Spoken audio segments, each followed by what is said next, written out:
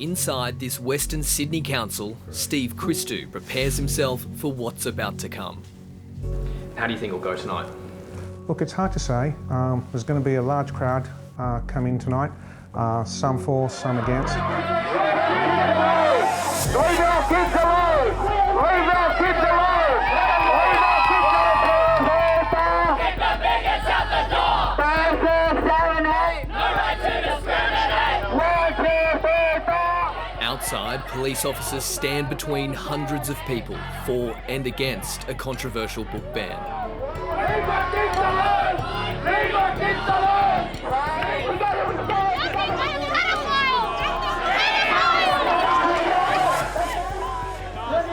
How you feel seeing this? Don't comment. You talked about being diversity, being inclusive. You can't have Christianity. It's never nice seeing what's occurring tonight. I was being very honest and open when I said this is a community and I'm only conveying this message.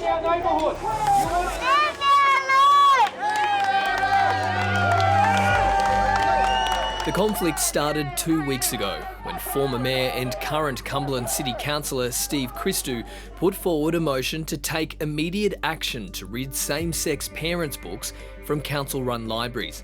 He says residents complained to him that this book, Same-Sex Parents, was displayed on a shelf in the children's section of Maryland's library. Look, you've got to understand, our families and the people at Cumberland have very deep religious values, conservative values, very family orientated. The motion passed. Councillor Christou said he had not read the book. This is not a debate about same-sex marriage. This is a debate of what books are appropriate in the 2-year-old section of the library.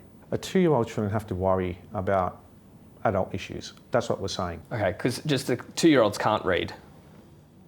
Well, again, a lot of our community are saying they don't want this in the kids section. Parents are finding it distressful answering these questions from the kids section. The book's publisher says Same-Sex Parents is part of a children's educational series about family life and well-being, which attempts to foster understanding and compassion. That series also includes books titled Step Families and Having Two Homes. You're discriminated against one group of people who identify a certain way. We live in a very diverse community. Where does it go to next? I see what's happening in America, and I'm very concerned that this is how it all begins. 0 to 5 years old. Literally the sign says 0 to 5. Story time. About gender fluidity. Libraries have become a political and cultural battleground in the United States. More than 4,000 books were banned from schools and libraries last year, a record number.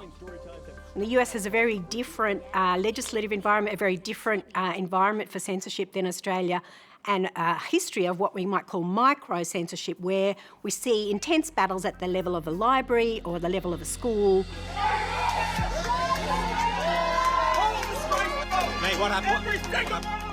But similar incidents have occurred in Australia, with several councils, including Cumberland, cancelling library events like Drag Queen Storytime after receiving vocal backlash.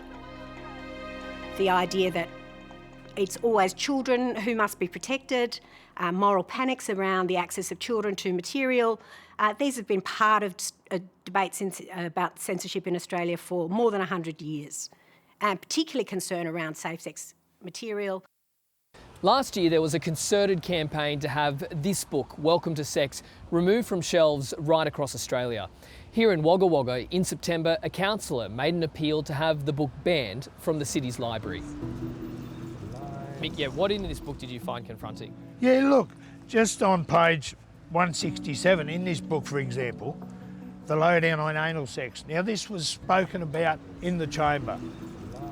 There was a lot of community outrage, and it had very, pornographic information, sexual information that the community believed shouldn't be dealt at a younger age. But the sex education book aimed at early teens wasn't banned. Wagga Wagga Mayor Dallas Tout says that would have breached the legislative guidelines for libraries. And it's very, very clear in there in a number of clauses that on no grounds at all can anyone restrict any books in any public library other than those that have had Commonwealth restrictions put on them by the Classification Review Board. Censorship researcher Professor Nicole Moore says it's the Classification Review Board that decides what can and can't be read at a national level.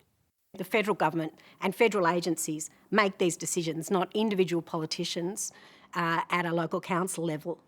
We are used to an idea that all Australians have access to the same books rather than one jurisdiction having access and another jurisdiction not. You cannot block books. You're not able to. We never even had a motion on the books here to block it. That never made it to the table as a motion. Last week, the New South Wales Government told Cumberland City Council it was breaching the guidelines of the Libraries Act. We are looking at options here. The council is obliged to stick to the law. A democratically elected council votes to remove a book off the shelf based on feedback of their local residents, representing their local residents, and it's the end of the world. At last night's council meeting, after 4 hours of debate, the ban was overturned. Unfortunately, we lost the motion. Some of the councillors that previously supported it backtracked. I've done my best, okay? I represented your views, okay? We stood firm. We're all getting library cards, mate. We need firewood at Tonight is one night. This has actually caused significant reputational damage to our council, but it's also caused severe hurt amongst our community and our staff.